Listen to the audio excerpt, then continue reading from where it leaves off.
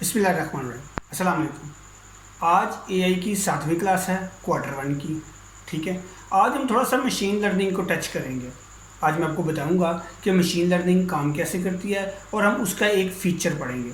ठीक है, अभी मैं जैसे कि आपको एक छोटी सी मिसाल देता हूँ कि what enables machine learning to work very well. वो क्या कौन सी चीज़ है जो मशीन लर्निंग को अच्छा काम करने के लिए बताती है। ठीक है, वो कौन सी चीज़ है जो मशीन लर्निंग को अच्छा काम करने के लिए बताती है जी। तो वो है डाटा। जी, डाटा की मुख्तलिफ किस्में होती हैं।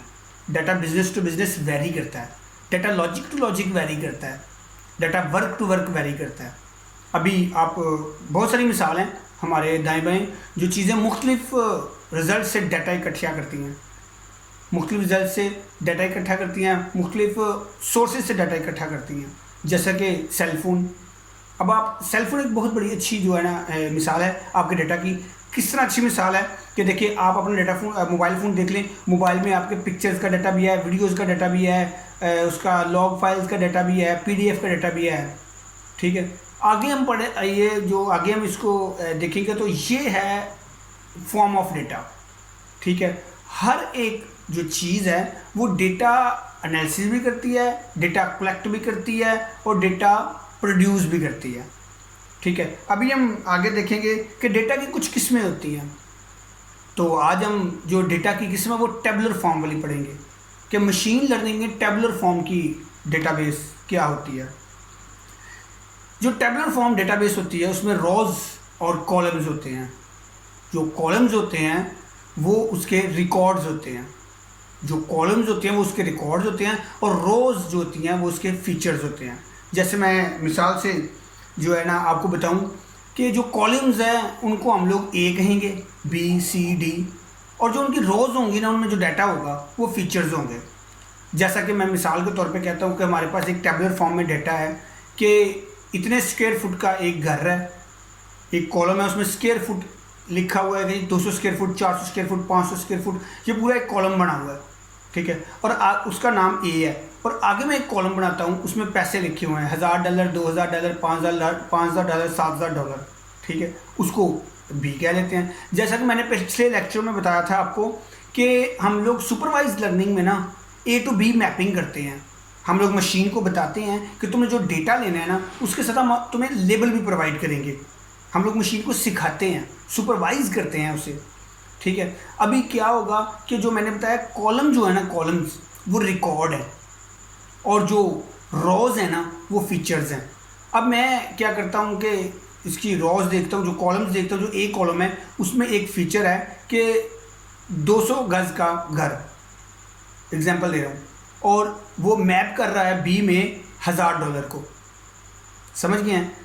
कॉलम्स जो हैं वो हैं रिकॉर्ड्स और जो आपके रोज़ हैं वो हैं फीचर्स।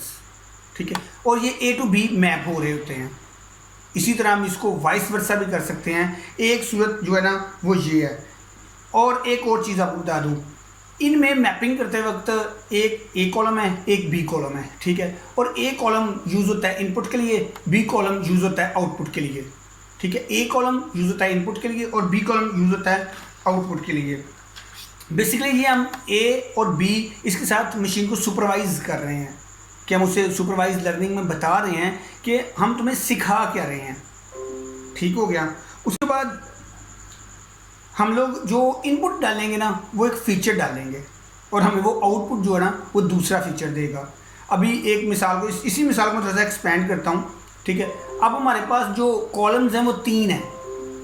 रोज़ तो हमारे पास जितनी थी कॉलम्स हमारे पास 3 हैं, क्योंकि अब मैं उसमें एक जो है ना बेड्स का कॉलम डाल देता हूँ, यानी कि 200 गज का घर और 2 बेड।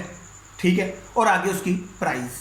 अब ये क्या हो गया कि ये जो मैंने A और ये जो A कॉलम बनाया जो बनाया ना A फीचर, इसमें मैंने 2 कॉलम्स डाल दिए हैं, एक 200 गज का घर और साथ में 2 बेड। ठीक है, और उसका जो B कॉलम है ना उसमें मैंने उसकी प्राइस डाल दिया है।